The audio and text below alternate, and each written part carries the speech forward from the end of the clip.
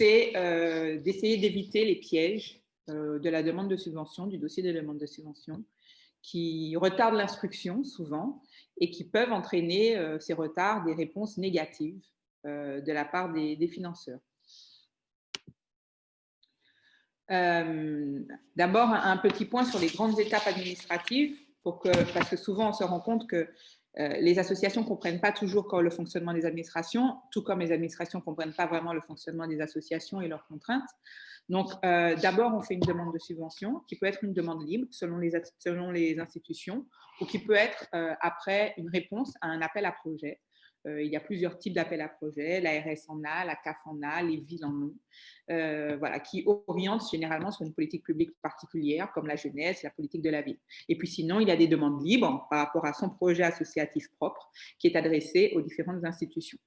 Donc, il y a une démarche qui est faite afin que la subvention se fasse sur un dossier unique, qui est celui du CERFA 15 156 05 que l'on va présenter et que l'on trouve en tapant CERFA 15 156 05 sur Internet. Ensuite, il y a l'instruction du dossier. Alors, la phase d'instruction du dossier, bien sûr, dépend de l'administration, mais en général, il y a un service qui s'assure que toutes les pièces sont là, que les signatures sont originales et que tout est conforme à la légalité pour l'instruction du dossier. Alors, des commissions de validation des projets. J'ai mis commission avec S parce que dans une institution, il peut y avoir plusieurs commissions de validation. C'est le cas, par exemple, à la CTM ou à la CACEM, où il y a une commission qui donne son avis et puis après, une commission qui donne un élément définitif, une attribution définitive du montant, des projets, du soutien ou pas.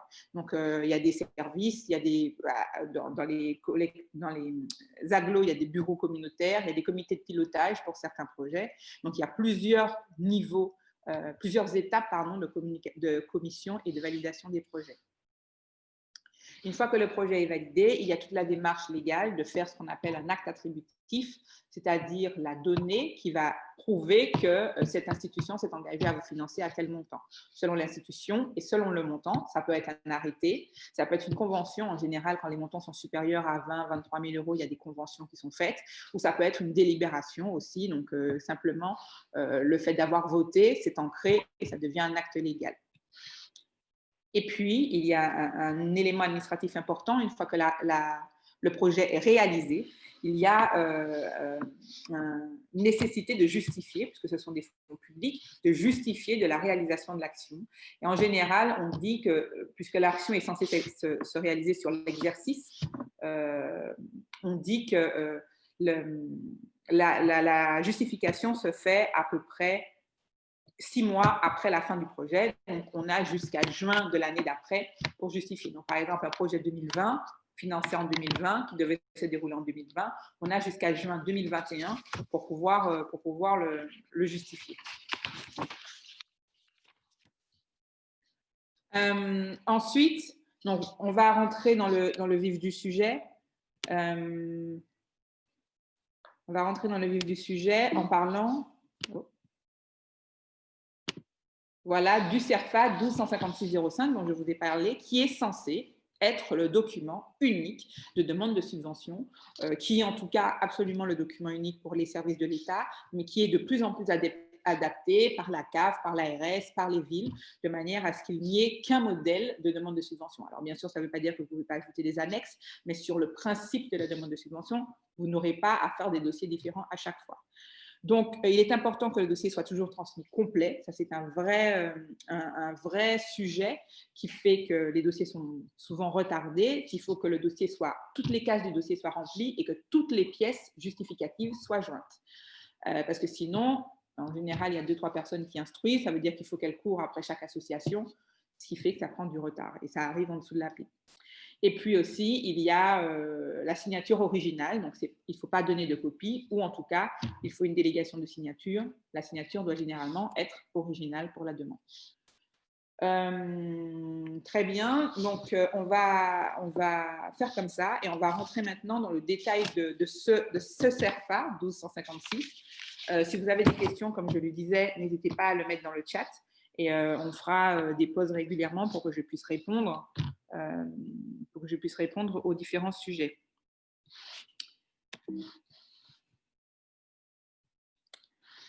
Donc, le CERFA se présente comme ça.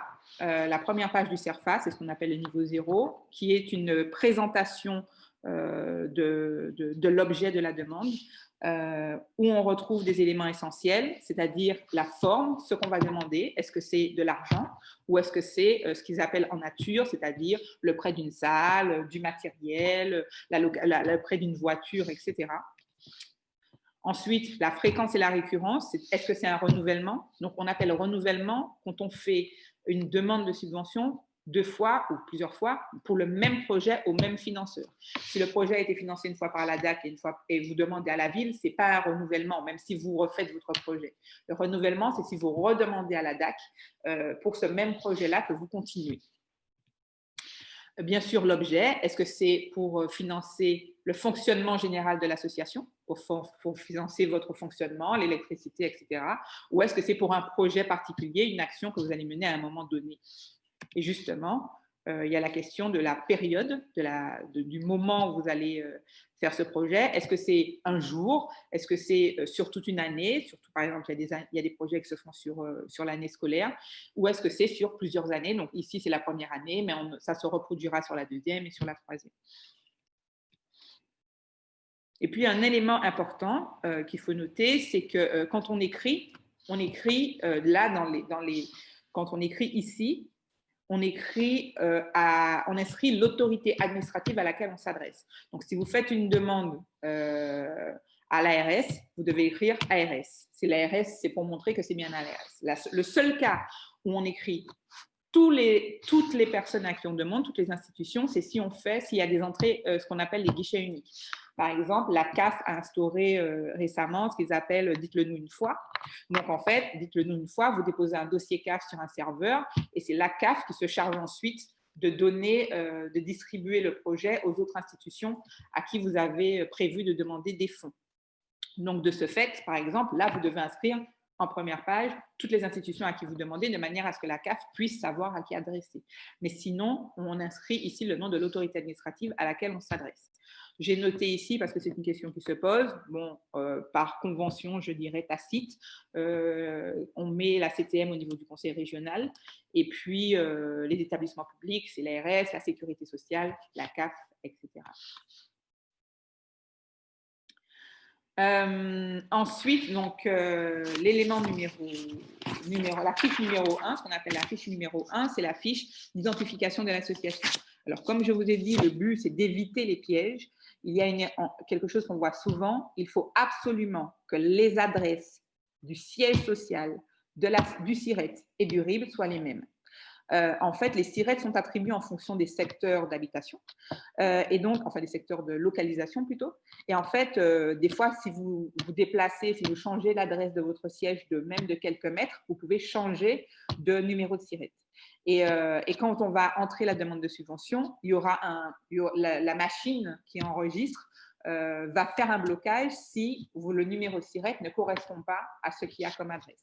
Donc, c'est vraiment un sujet qu'il y a souvent. Et puis, le RIB. Donc, si on se déplace et que le RIB, on n'a pas changé l'adresse sur le RIB de la banque, ça peut aussi bloquer l'arrivée des subventions.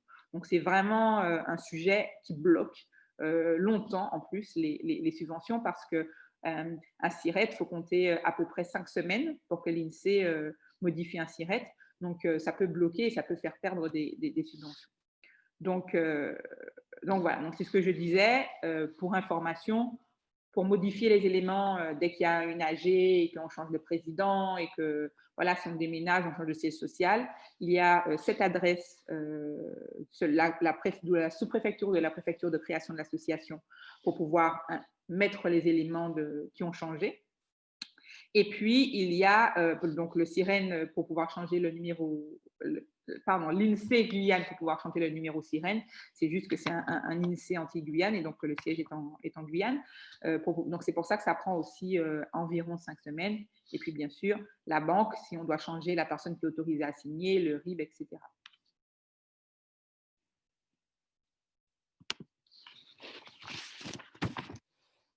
Et puis ici, à ce niveau, donc les types d'agréments, c'est si vous avez un agrément d'un ministère quelconque. Donc là, j'ai mis par exemple l'agrément GEP, il y a un agrément ministère de la Jeunesse. il y a des agréments protection de l'environnement, il y a des agréments protection de la petite enfance, voilà. Donc, il faut le mentionner ici. La fiche 3, donc celle des relations avec d'autres associations, c'est surtout si dans votre conseil d'administration, il y a des associations, des structures morales qui sont membres, ou si vous êtes membre d'un réseau, d'une union ou d'une fédération, comme la Fédération des centres sociaux. Voilà, donc si vous êtes membre d'un groupement plus grand, de le noter ici. Ce sur quoi je vais surtout porter votre attention, c'est sur la partie 4, moyens humains au 31 décembre de l'année écoulée. Parce qu'il y a le nombre de personnes, bien entendu, mais il y a surtout ce qu'on appelle l'équivalent temps plein. Et là, c'est une question du nombre d'heures travaillées, si je peux résumer. Donc, en fait, ce qu'on appelle l'équivalent temps plein, c'est le nombre d'heures travaillées par les gens qui sont intervenus dans votre association ou sur un projet particulier. Et le calcul se fait parce qu'on prend le nombre de salariés qui sont à un temps de travail précis, on le multiplie par le nombre de mois de travail. Donc, je vais donner des exemples.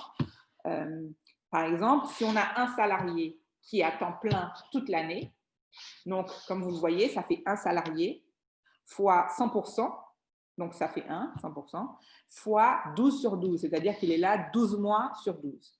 Et donc, quand on fait cette opération, on obtient un ETP, c'est-à-dire que vous avez eu une personne à temps plein toute l'année pour l'association. Si on prend un deuxième exemple, si c'est quelqu'un qui est à mi-temps, donc à 50% du temps, mais qui est là aussi toute l'année de janvier à décembre, c'est la même chose, c'est 1 fois 0,5, c'est-à-dire 50% du temps, fois 12 mois sur 12. La personne a été là toute l'année, et donc ça fait 0,5 ETP. Et si on additionne le premier salarié et le deuxième, même si il y a eu dans l'association 2 personnes, le fait que la deuxième personne soit à mi-temps, ça fait 1,5 ETP en termes d'équivalent temps plein. Voilà, pour rendre ça un petit peu plus compliqué, aussi pour voir toutes les situations, si vous avez un salarié qui a 80% du temps de travail, et qui en plus a travaillé seulement de janvier à juin, donc 6 mois sur l'année, comment on fait pour savoir à la fin, au 31 décembre, qu'est-ce que ça fait en ETP sur l'année? Eh bien, ça fait une personne fois 0,8, c'est-à-dire 80% du temps de travail, 0,8, fois 6 sur 12, c'est-à-dire 6 mois sur 12, et ça fait 0,4 ETP. Donc, si on prend la même association et qu'on dit que tous ces 3 salariés-là sont dans la même association, on se retrouve avec 1,9 ETP pour l'année. Est-ce que ça va? Je crois que j'ai coupé Madame Fortuny.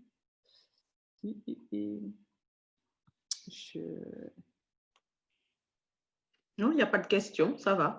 Ok, très bien. Ah ben super, je vous entends.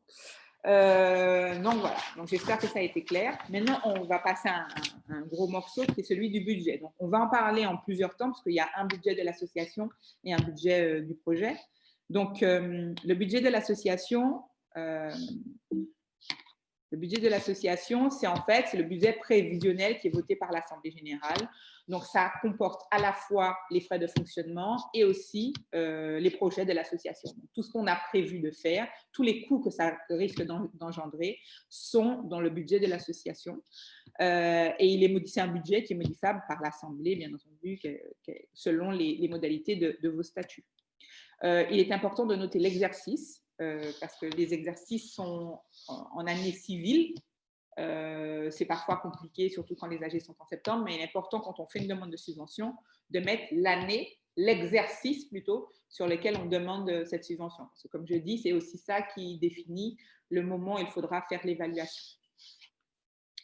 Un élément à noter, c'est que le budget doit être à l'équilibre. C'est-à-dire que les totaux de ce que vous allez dépenser, ce qu'on appelle les charges, et ce que vous allez recevoir doivent être absolument équivalents. La raison est que souvent, donc, les associations sont souvent des associations de loi 1901 et donc ne peuvent pas faire de bénéfices. Donc, vous ne pouvez pas projeter de faire des bénéfices. Vous devez projeter de faire juste compte ce dont vous avez besoin. Et en même temps, vous ne pouvez pas projeter de faire un déficit, parce que si vous avez un déficit, ça veut dire que normalement, vous ne devriez pas faire le projet. Donc, il faut s'assurer que la somme de ce que vous recevez et la somme de ce que vous allez dépenser, de ce que vous prévoyez de dépenser, soit absolument équivalent. On va revenir sur le budget un peu plus en détail sur comment remplir, etc., un peu plus tard dans le PowerPoint. Ensuite, donc, arrive la fiche 6, qui est la fiche, en fait, qui présente l'objet de la demande, donc le projet pour lequel vous allez demander une subvention. Il y a une fiche 6 par projet. Donc, si vous demandez des financements pour 4 projets, il faut faire 6 fiches 6. Il faut faire 4 fiches 6 plutôt. Donc, là, il y a à indiquer le numéro du projet, donc afin qu'on puisse se retrouver. Et ici, pour pouvoir rajouter des fiches 6 supplémentaires. Donc, chaque fois que vous cliquez, vous pouvez avoir une nouvelle fiche 6 qui apparaît. Donc là, c'est le moment d'indiquer le projet sur lequel vous allez travailler. Bien sûr, l'intitulé, bon, ça c'est vous qui décidez de ce que vous voulez présenter.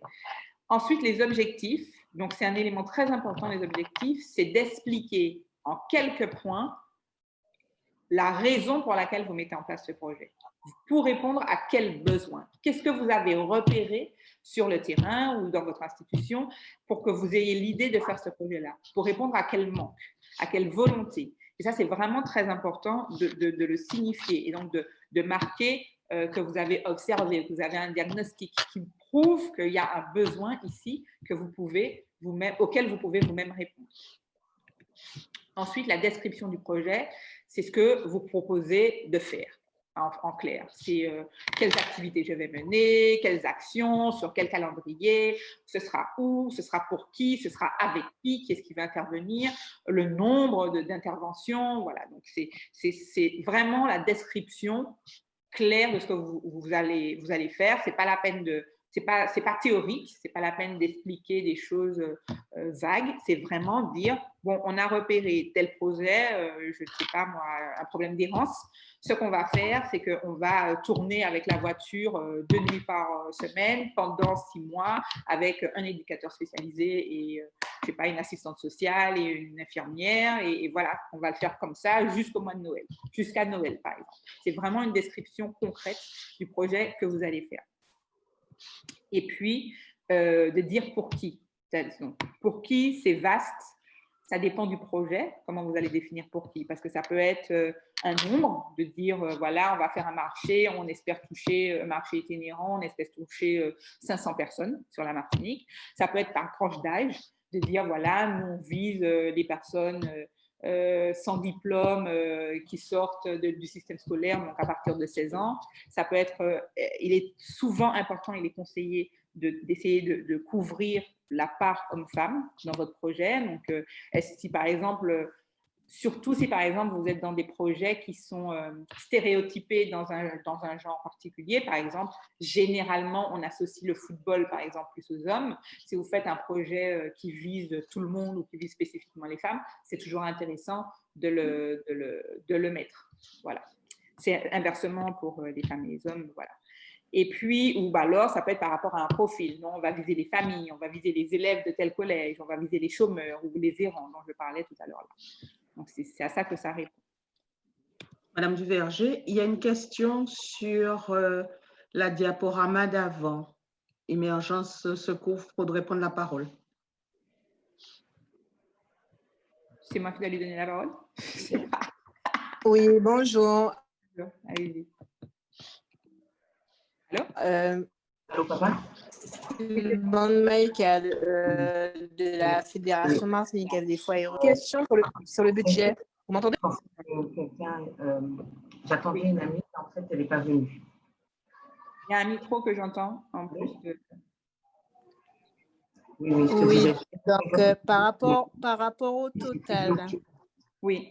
C'est bloqué.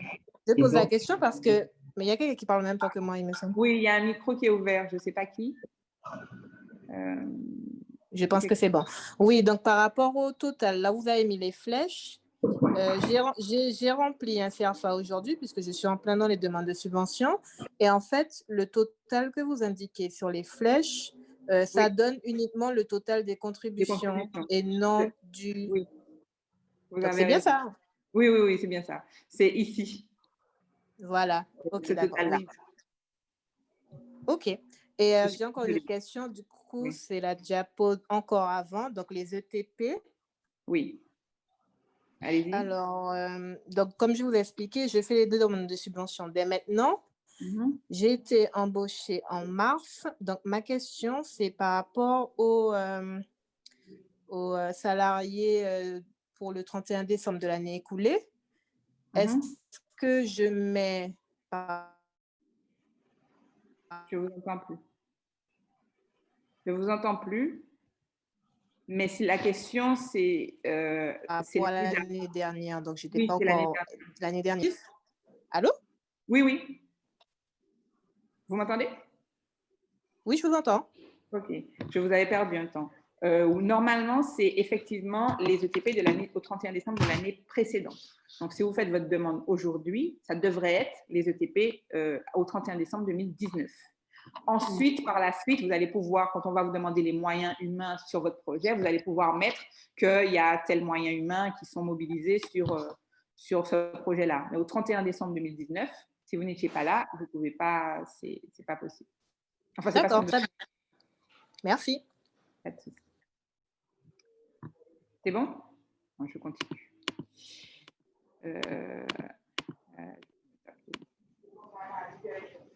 Voilà, c'est là que j'étais. Donc, une fois qu'on a fait ça, on continue la présentation du projet. Donc, le territoire, ça a plus ou moins d'importance. Des fois, c'est toute la Martinique, mais des fois, c'est sur une commune, des fois, c'est sur un quartier particulier. Et il y a des politiques publiques pour lesquelles le territoire est très important. Je pense à la politique de la ville, où là, il faut intervenir sur les quartiers populaires des communes qui sont retenues, qui sont en l'occurrence Lamentin, Fort-de-France, Sainte-Marie et le Robert. Donc, ça a une vraie importance de savoir où vous réalisez votre projet. Et là, comme j'expliquais tout justement, il y a les moyens matériels et humains qui vont être au budget du projet. Donc, effectivement, c'est-à-dire quels sont les moyens qu'on va pouvoir mettre sur le projet pour lequel on demande une aide.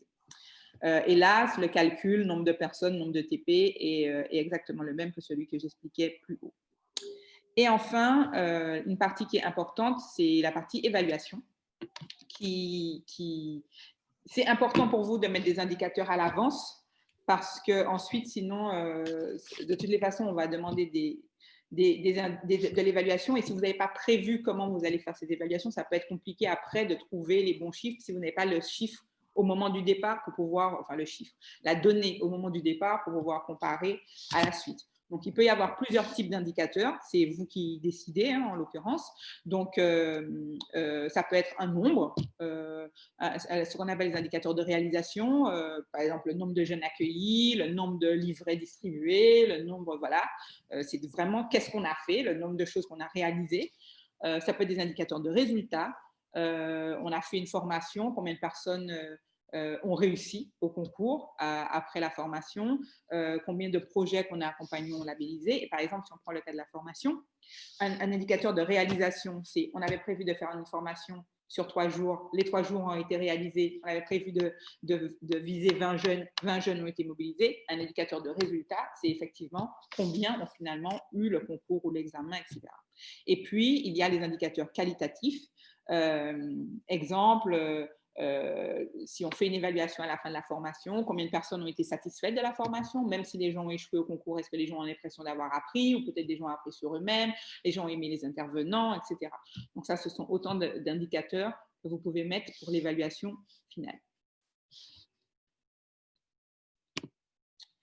Donc, on va revenir un peu sur le budget. Et là, en l'occurrence, sur le budget projet, pour voir un peu les items et à quoi ça correspond. Donc, bon, il y a toujours le numéro du projet, l'année, etc. Je mets mon doigt comme si vous me voyez. Donc, voilà. Donc, là, par exemple, au premier, il y a ce qu'on appelle les achats.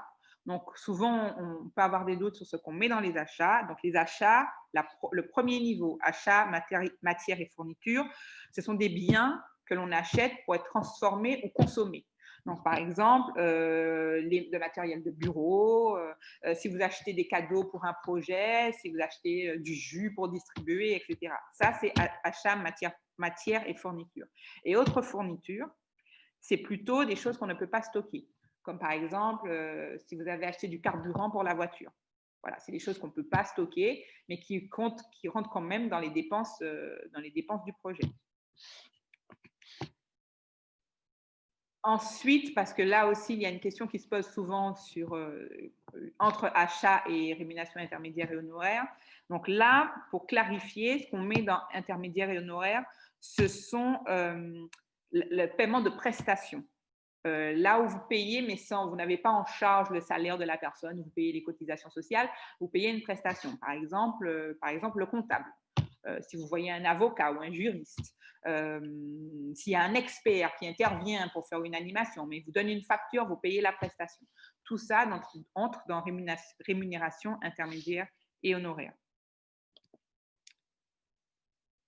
Ensuite, les charges de personnel, donc ça concerne essentiellement les associations employeuses, mais les charges de personnel, donc il y a trois lignes, rémunération de personnel, charges sociales et autres charges.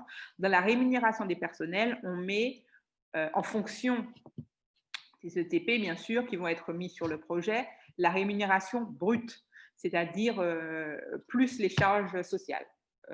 Les charges salariales sociales. Donc, la rémunération brute de la personne ou des personnes en fonction du nombre de temps qu'ils vont passer sur ce projet.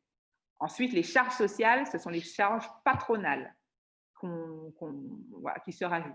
Et enfin, ce qu'on appelle autres charges de personnel, ce sont les choses qui sont exceptionnelles, comme par exemple, s'il y a un stagiaire, eh bien, ça va dans autres charges de personnel.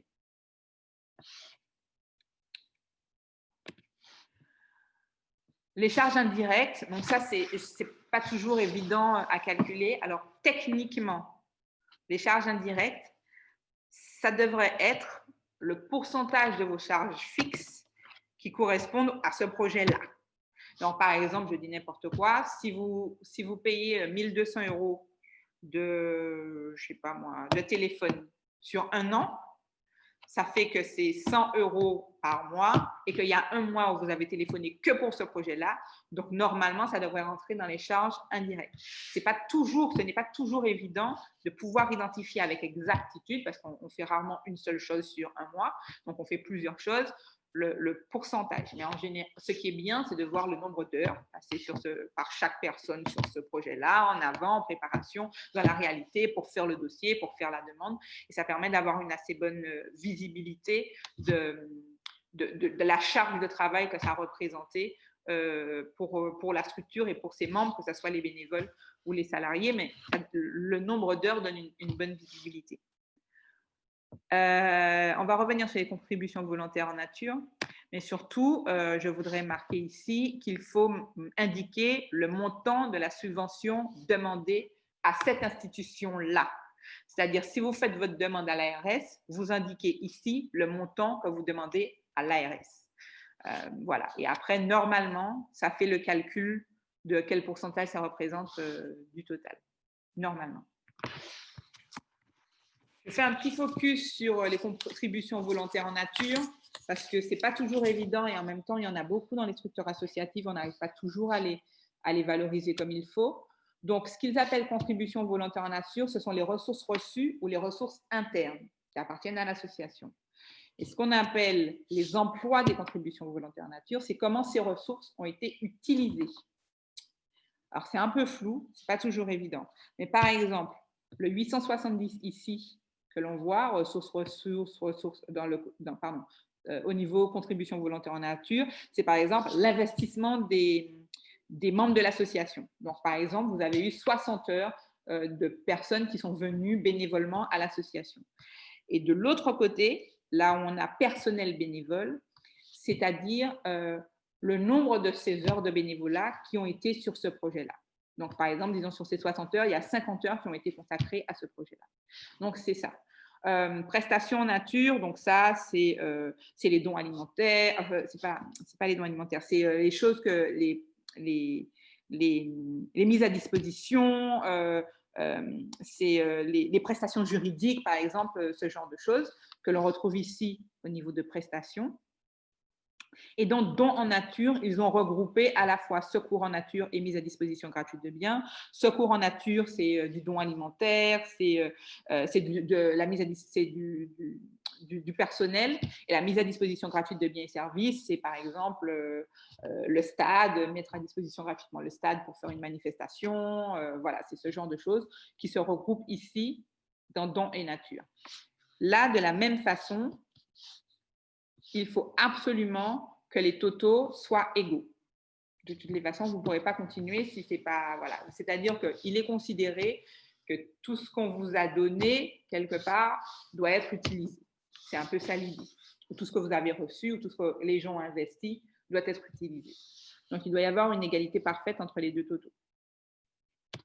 Si vous voulez avoir plus d'informations sur comment valoriser comptablement le bénévolat, comment réussir à chiffrer le temps que les bénévoles passent dans une association, il y a ce guide qui peut vous aider. Après, il y a une façon aussi, comment dirais-je, usuelle de le faire, c'est de compter les heures de bénévolat au SMIC horaire.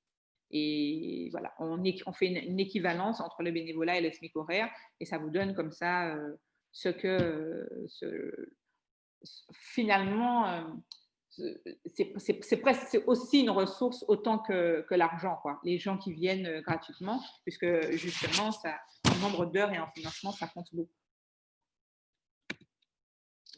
Et puis, l'attestation, pour conclure, où on reprend les éléments, qui est-ce qui signe, le représentant de l'association, etc. Ici, indiquer le montant de la subvention et l'exercice. Le montant de la subvention, rappeler le montant de la subvention et l'exercice pour lequel c'est demandé. Donc là, si c'est pluriannuel, on peut l'indiquer. Donc, tout pareil pour ce financeur-là. Là, c'est très important de préciser si vous êtes une association qui a reçu plus de 500 000 € sur 3 ans de fonds publics. Donc là, il faut absolument le préciser. Et puis, un élément important, c'est la signature originale. Donc, beaucoup, voire quasiment toutes les structures n'acceptent pas de copie. Donc, il faut des signatures originales. Si le président ne peut pas signer ou le responsable juridique ne peut pas signer, il faut qu'il donne un mandat et que la personne joigne le mandat pour prouver qu'elle a le droit de signer le dossier au nom de la structure. Donc, un petit focus sur les erreurs qui sont régulièrement constatées. Madame Duverger, excusez-moi de vous interrompre. Il y a une question, je pense qu'il faut la prendre maintenant. La question est, est-ce qu'on est obligé de remplir la partie charges indirectes dans la demande de subvention? Oui. Oui. Alors, je sais que ce n'est pas évident. Après, par exemple, je ne sais pas si les financeurs seraient contents que je dise ça, mais il y a aussi de dire que par convention, vous avez choisi que ça représente 10% du projet ou 5% du projet. Voilà. C'est rare que les financeurs financent tellement plus que 10%, mais voilà, de dire, voilà, le projet coûte 500 €. Par convention, on a décidé que 10%, les frais indirects représentent à peu près 10% du montant du projet. Donc voilà, ça fait 50 et ça vous fait un total de 550. Mais normalement, il faut que toutes les cases soient remplies. Plus les cases sont remplies, plus vous avez de chances que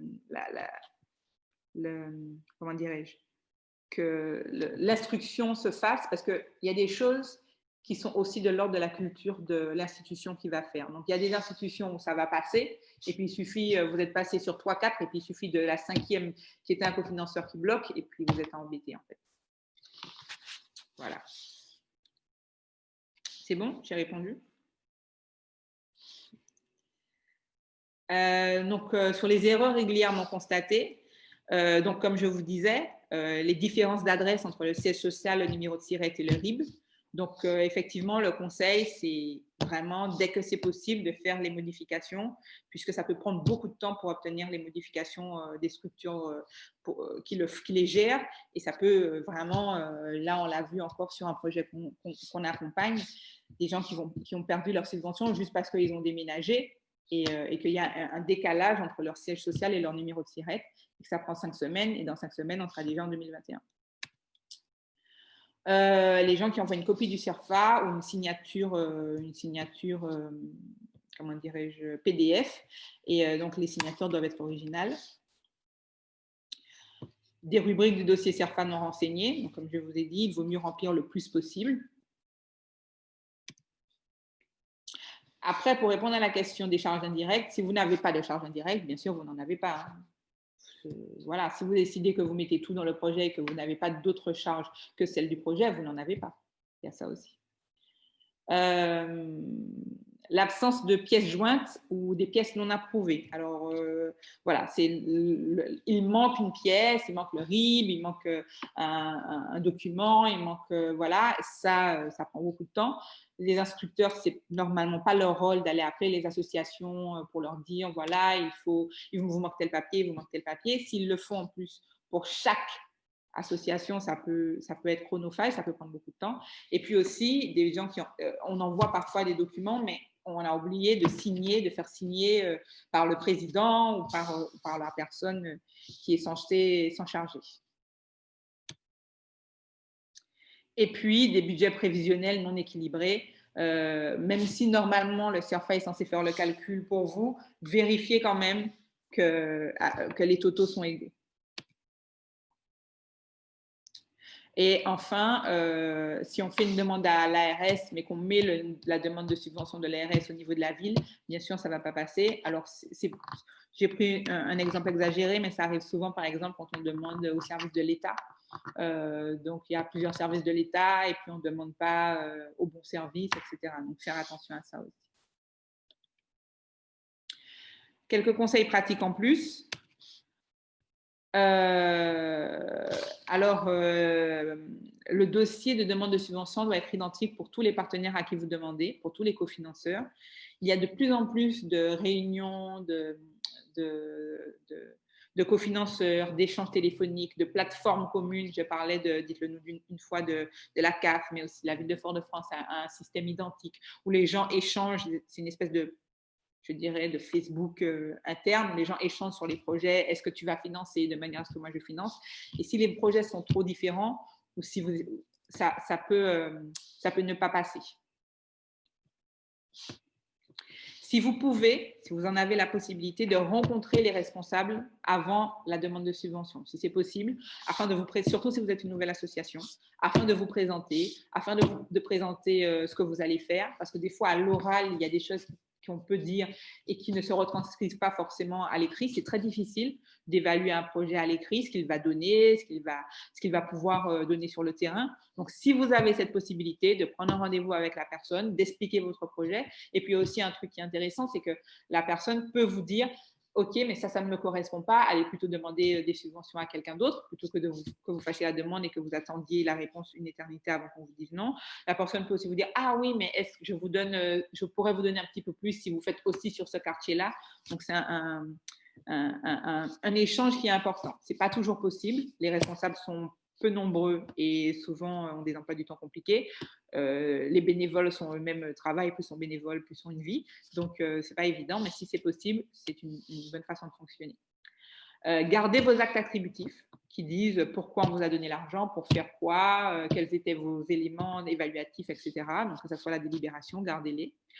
Surtout qu'il y a des possibilités de contrôle, gardez-les, je dirais, juste 10 ans même après la fin du projet. Et travailler le plus possible l'aspect diagnostic. Donc, j'en ai parlé au moment des objectifs. C'est vraiment justifier de pourquoi ce projet est intéressant, pourquoi il est important. Que ça soit, donc ça peut être des chiffres, mais en Martinique, on n'a pas toujours des chiffres précis ou récents. Mais ça peut être aussi l'expérience de dire, voilà, après avoir travaillé tant d'années sur ça, on s'est aperçu de ça, voilà. Ça peut être de l'observation, ce que j'appelle l'observation sociologique, mais ça peut être d'avoir observé un changement dans le fonctionnement des gens, etc. Donc, de justifier vraiment ce qui a déclenché pour vous l'envie de mener ce projet-là. Est-ce qu'il y a des questions à ce niveau-là, à ce moment-là? Ça va? Juste une petite précision que vous m'avez Monsieur Douanel. Pour l'instant, je n'ai pas de questions écrites, mais la parole est ouverte. Bon, ben oui, j'ai encore une question. Allez-y. Je n'ai pas suivi le début de la réunion, mais par rapport à la première page, il faut juste renseigner le nom du financeur à qui on s'adresse. Si je disais, si c'est une demande à ce financeur-là, oui, c'est que ce financeur-là. Mais par contre, il y a des structures qui ont mis en place des systèmes guichets uniques. Je parlais de la CAF, par exemple, qui, dans ses appels à projets, a un appel à projet qui se dit « dites-le nous une fois », où en fait, on fait une demande, mais ça va ensuite, la CAF se charge de distribuer aux autres cofinanceurs que vous avez identifiés. Mais pour que la CAF puisse faire ça, à ce moment-là, il faut mettre tous ceux qui sont sollicités. Donc, ça dépend. Si vous vous adressez seulement à la DGSS, par exemple, vous mettez, voilà, État, direction jeunesse et sport. Mais si vous faites une entrée guichet unique, il vaut mieux mettre en première page toutes les personnes sollicitées. D'accord. Voilà. Ça va pour tout le monde? OK. Alors, on va poursuivre sur la deuxième partie. Donc, une fois qu'on a réalisé son projet, sur le compte rendu financier du projet, donc qui est le CERFA 15 059 02, qui se trouve aussi sur Internet, et qui est donc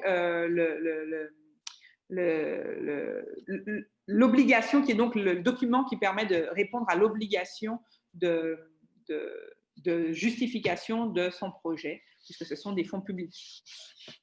Et il faut aussi savoir que normalement, on n'a pas le droit de vous attribuer, normalement, techniquement, je veux dire, on n'a pas le droit d'attribuer une subvention si le projet de l'année précédente n'est pas justifié. Parce que de dire on ne peut pas donner de l'argent comme ça à des gens si on ne sait pas ce qu'ils ont fait avec l'argent d'avant. Donc, ce CERFA, il est en 3 points, donc ce n'est pas un CERFA qui est lourd, en tout cas, par rapport au premier. Il est beaucoup plus léger. Donc, un élément important, c'est que quand on fait une justification, on justifie pour l'action. C'est-à-dire, même si, par exemple, vous avez fait un projet, vous avez demandé 100 € à l'ARS, mais que votre projet coûtait 900 €, vous ne justifiez pas de ce que vous avez fait des 100 € de l'ARS. Vous justifiez de ce que vous avez fait, de l'ensemble de l'argent que vous avez eu et comment votre projet s'est mené, et donc que ces 100 € ont participé à l'ensemble. Bon, on ne justifie pas juste la subvention. Surtout que c'est un risque, parce que dans beaucoup de conventions, dans beaucoup d'actes attributifs, on parle de pourcentage. Par exemple, on va financer à hauteur de 50% du projet. Et si, au final, vous présentez un projet qui fait moins, l'instance, c'est le cas par exemple du CPER, qui est le contrat de plan État-région, si vous justifiez moins, vous aviez dit que vous faisiez 100 €, ils avaient prévu de financer 50%, soit 50 €. Si vous dites, ah oui, mais finalement, on a dépensé 90 €, ah ben, eux, ils vont financer 45, parce qu'ils avaient dit c'est 50%. Donc, c'est important de justifier l'intégralité de l'action. Voilà. Ensuite, il y a de nouveau le budget. Donc là, il y a le budget tel que vous l'avez prévu dans la demande de subvention. Et puis ensuite, et là, c'est très important, il faut mettre le budget réel, c'est-à-dire ce que vous avez vraiment dépensé.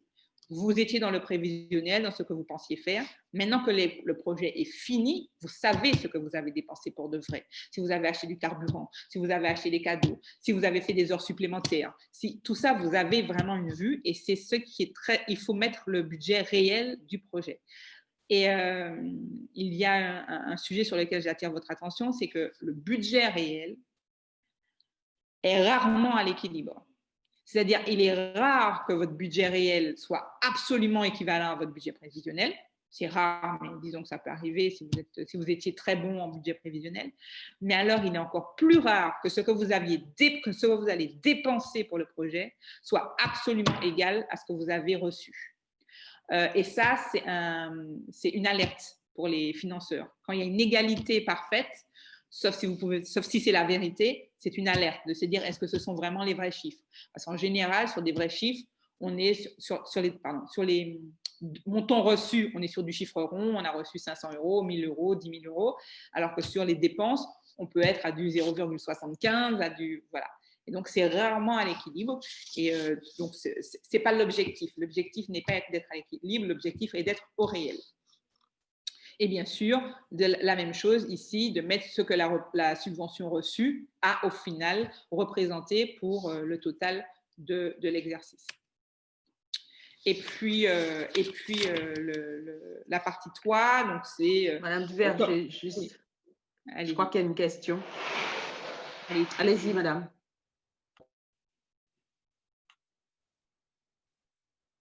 Allô? Ouvrez votre micro. Bonjour Madame Duverger, merci pour toutes ces explications.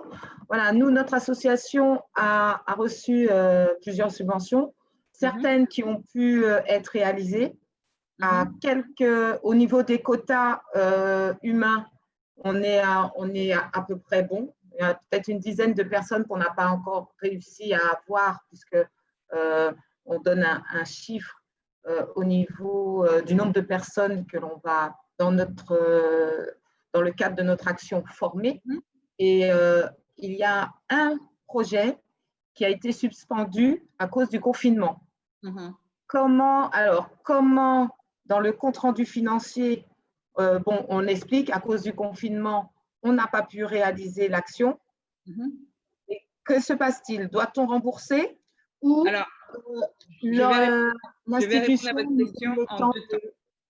nous donne le temps de la réaliser en 2021 en espérant qu'il n'y ait pas de troisième vague? Voilà. Je vais répondre à votre question en 2 temps, en sachant que je vais vous donner une réponse générale, mais qu'il faut quand même vous rapprocher de l'institution qui vous a donné l'argent parce que, comme je dis, des fois, les institutions en interne ont des contraintes qu'on ne maîtrise pas toujours. En 2 temps, normalement, hors Covid, hors année 2020, si vous ne réalisez pas l'action, il y a effectivement ce qui s'appelle un titre de recette qui est émis par l'autorité administrative et qui récupère l'argent. Ça, c'est normalement. Ça se fait plutôt rarement. En général, c'est quand les gens ne font pas le projet pendant 2-3 ans. Voilà. Ça se fait plutôt rarement, mais ça existe. Dans cette année 2020 particulière, il y a je cherche le mot, ce n'est pas un arrêté, oh là là, ce n'est pas une délibération, qui a été émis par l'État, par le gouvernement, d'une certaine bienveillance vis-à-vis des associations qui n'auraient pas pu réaliser des projets compte tenu de la situation sanitaire et sociale. Donc, beaucoup de financeurs sont plutôt tolérants cette année sur la réalisation ou non des projets. Et en tout cas, les services de l'État sont plutôt et beaucoup de villes aussi ont cette dynamique de ne pas impacter la demande de subvention de l'année prochaine. C'est-à-dire de ne pas dire « Ah, mais on vous avait donné, vous n'avez pas fait, on ne va pas vous donner ». Vous voyez ce que je veux dire? Surtout pour les associations qui vivent des subventions. Donc, il y a une tolérance et une bienveillance qui a été mise en place vis-à-vis des associations. Mais comme je dis, ce n'est pas une loi, c'est une bienveillance, un accord collégial parce que tout le monde connaît la situation. Mais si vous avez une structure sur laquelle vous avez un doute, appelez et demandez voilà comment ça se passe pour nous cette année. Est-ce que j'ai répondu à la question? Oui, vous avez répondu à la question, mais quand on doit répondre sur la plateforme Dauphin, par exemple, on a un délai pour répondre, puisque l'action doit se terminer au 31 décembre.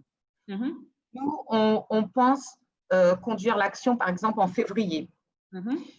Est-ce que l'on doit écrire dans Dauphin qu'on souhaite reconduire l'action pour 2021 dans 2 mois?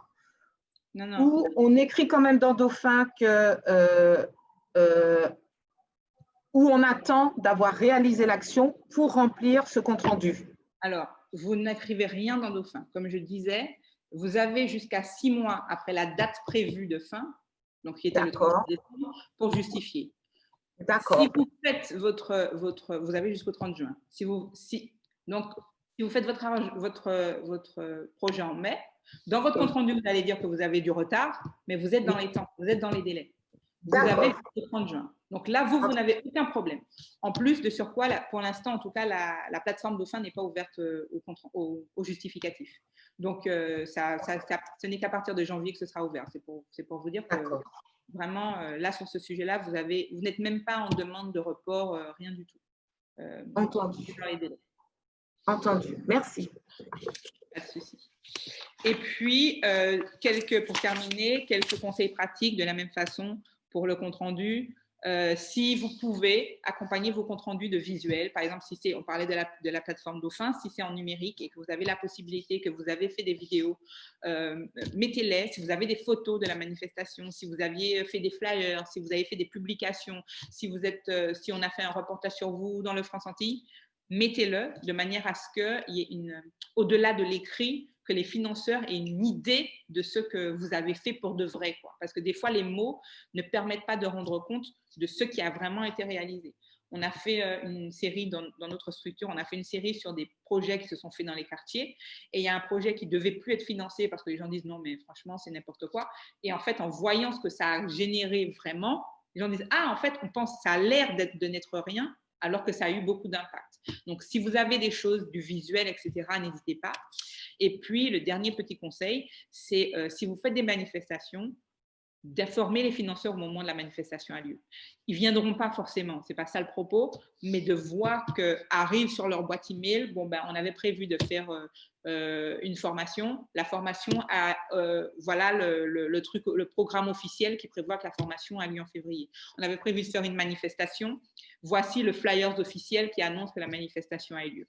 Donc, invitez-les. Ils ne viendront pas toujours. Des fois, ce n'est pas nécessaire qu'ils viennent, par exemple, si ce sont des formations. Mais en tout cas, ça vous permettra à vous d'exister dans le champ et dans l'esprit des financeurs de façon positive et de justifier plus facilement les subventions reçues.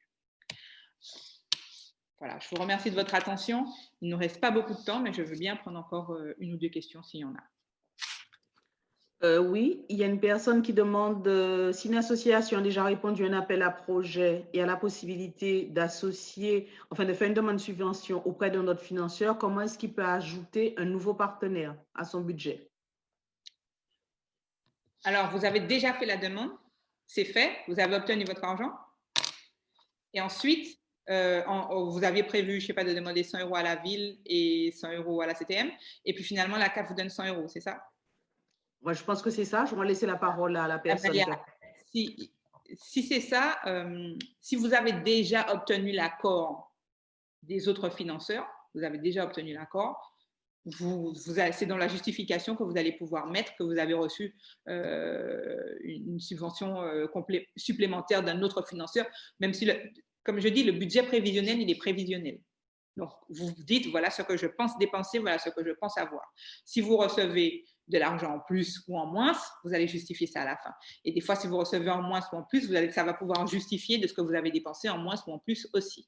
Donc, il n'y a pas un besoin d'information il n'y a pas besoin d'informer ceux qui vous ont déjà donné les financements. Voilà, pour ce monsieur qui a demandé, pour la personne qui a demandé, je ne sais pas. Et voilà, les coordonnées apparaissent sur l'écran, c'était une demande. Oui, j'ai vu ça. Voilà. S'il y a d'autres questions, je peux en prendre une dernière.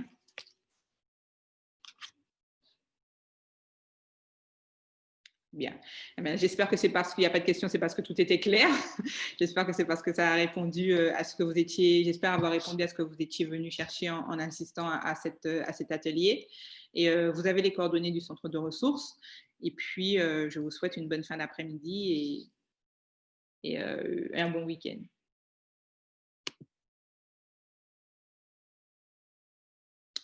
Au revoir. Merci, bon après-midi, au revoir. Merci. Au revoir.